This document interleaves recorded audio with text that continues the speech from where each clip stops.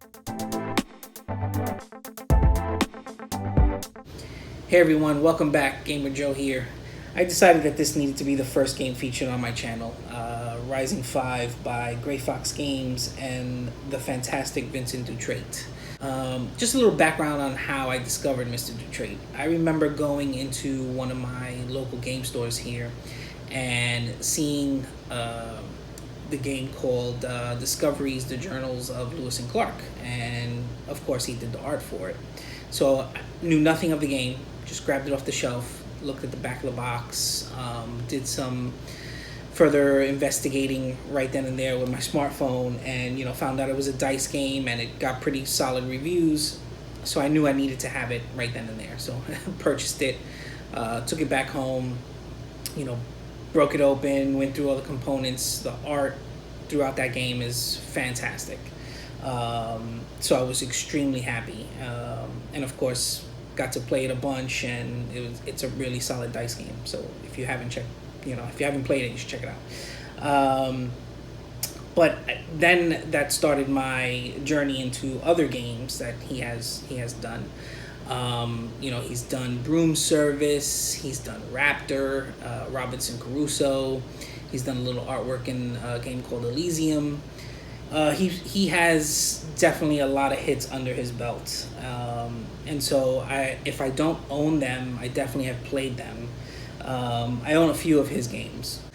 So the first time I saw Rising 5 was actually on YouTube. I remember looking through Dice Tower content and seeing that there was a review up for it, and just on the thumbnail alone, I recognized that the art was done by Vincent Dutrait. So immediately watched the review and saw the type of game it was.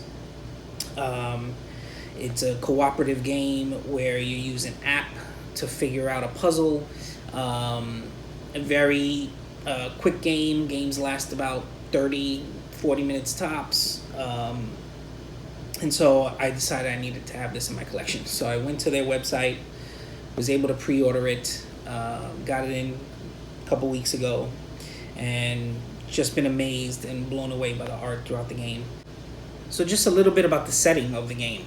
You actually play a team that's been dispatched to a planet to seal a gate that's been weakened over decades, and on the other side of the gate houses countless monsters and beings that are trying to get through to destroy the planet. And so your team is tasked to go in, handle any threats that are on the planet, as well as figure out the correct combination of runes to seal the gate. And so you use the app to, see if what you're doing is putting you on the right path or not. And so you'll keep going through the various locations to either gain allies or fight monsters or find relics. There's artifacts that you could find, and you need to do this before the actual planet gets destroyed. And so you're definitely on a time limit. The game lasts no more than 30 to 40 minutes, so it's a pretty quick game. And so, you'll do that. You'll go around the different locations. You'll discover clues, get allies, fight monsters, all in an attempt to figure out the code for and the right combination to seal the gate. So the components of the game are amazing. Featuring his amazing art style. You have the standees that each standee represents a member of the team that's been dispatched to the planet to help save it. Amazing artwork on the standees. Then you have the card art. You have the cards that are at various locations throughout the planet, and the card art is amazing, and they either represent allies or monsters that you need to face or the artifacts that you find. Amazing artwork on those. And then you have the game board itself. It's not the biggest game board, but it definitely serves its purpose. It has the different locations that you need to travel to encounter these monsters or find these allies or weapons. And so each location on the board has its different terrain type. And then on the bottom of the board, it has larger artwork of the characters that you're actually playing as. Again, amazing artwork throughout this whole game. and yeah, it's pretty spectacular.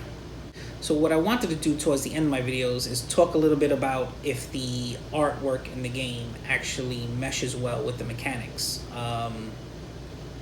Do a little rating system, 1 to 5, 1 being the worst, 5 being the best. In this case, I'm gonna give it a 2, because pretty much this game could be any theme you put on it. For the most part, you're gonna be rolling dice and matching it with a number on a alien you're trying to defeat. So the only thing I would say is the harder the monsters get, the higher the number, and the artwork kind of represents that, because the strength 1 monsters are kind of like these little puny beings, and the strength 5 monsters are these pretty gigantic, intimidating creatures. So I guess that's pretty cool. But for the most part, you're rolling a die. You're seeing if you could, equal to or beat that number. So there's nothing thematic that's, game mechanic that's representing the creature itself or the ally that you're encountering. So yeah, I'm gonna give it a 2. Well, that's about it. Thanks for allowing me to take up some of your time. Hopefully you got to see something new, and you get excited about the game and appreciate the art, because it's pretty amazing throughout this game. Wanted to also send a thank you to my family, because they've been very supportive and pushing me to do some content. So I thank you very much for that.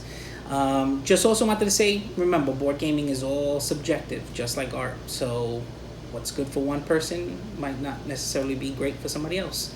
So remember, it's all subjective. Just have fun with it, and that's it. Just keep gaming, and hope to see you next time. Take care.